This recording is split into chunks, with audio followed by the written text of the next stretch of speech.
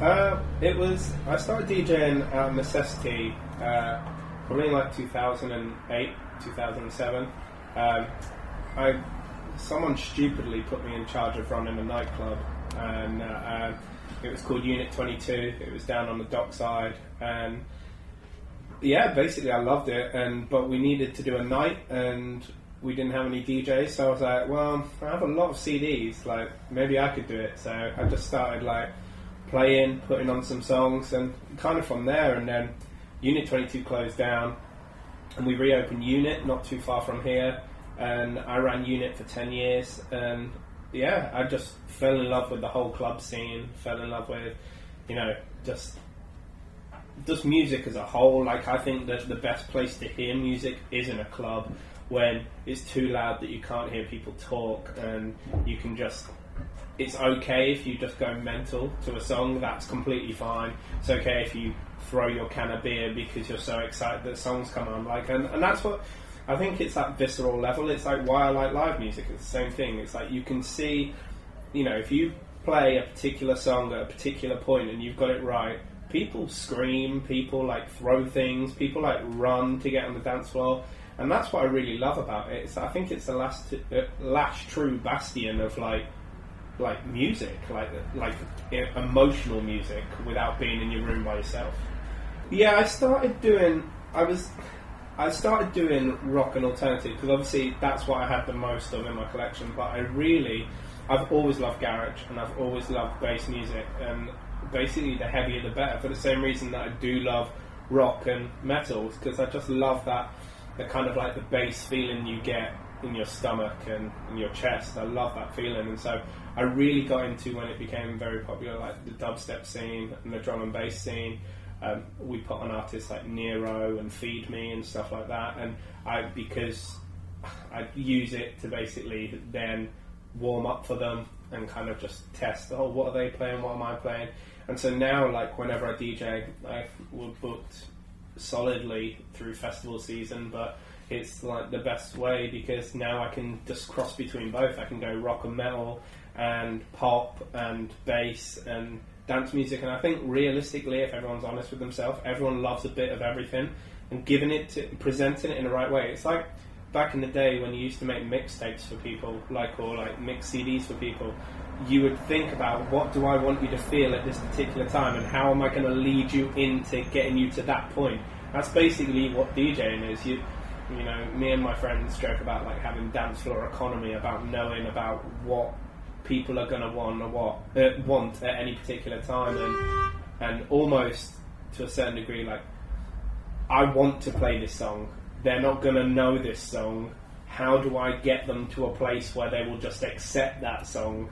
And that's kind of like now what our sets are about. I want to play Vanessa Carlton in every club in the world ever that I ever DJ in, and if it's in a rock club, you have to find a way to kind of ease that in, and that's kind of what I find fun about it.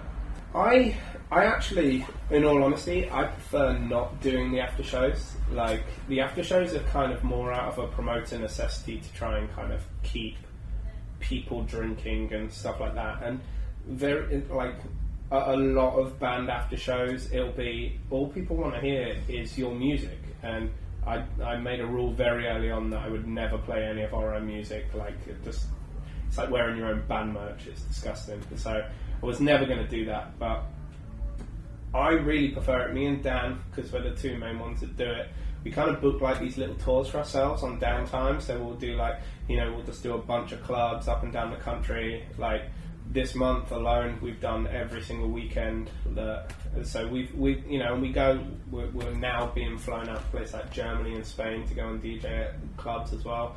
And we just want to kind of make it its own thing now as well. So it's almost like when we're not doing the band, it'd be really cool if I could always stay on the road and just kind of like do the DJing stuff as well. So that we want to try and get ourselves to the point where we're able to do that.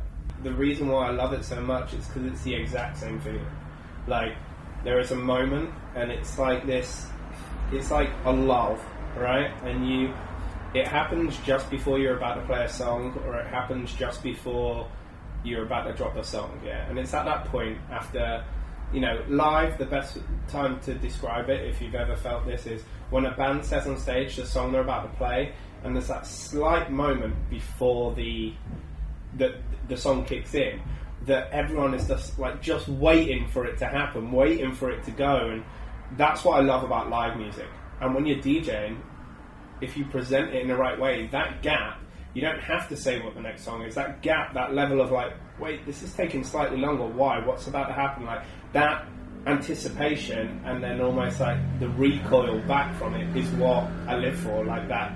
And there's something really special about giving people the best night ever. Like, you know, whether you're playing live or you're DJing, if you go home, like I love it when people don't even know, it didn't come because we're in a band. They just turn up to a club and they've had the best night ever, and they just go home and they're just like, that was amazing. And then I really like it when they go back the next week thinking they're going to get the same thing, and they're like, oh, where's those DJs gone? Like, that's my favourite part, because they weren't even there because they wanted to see me and Dan. They were just there because they wanted to have a great time. Like, I will play everything. Like, I DJ off of... I use CDJ 2000s, so I always use USBs. My good friend Chris Stemp got me into the old USBs. I have everything I could ever want on those sticks, and so I just go across the board, and there's certain songs that I play every single time. So I will always play, no matter what club I'm playing at, I'll always play Vanessa Carlton 1,000 Miles, because it's one of those songs that, it sounds funny, but if you put it on right now, for the first part you'd be like, no. And then all of a sudden you'd find yourself singing it, you'd enjoy it, you know all the words, it doesn't matter who you are, everyone knows all the words to that song.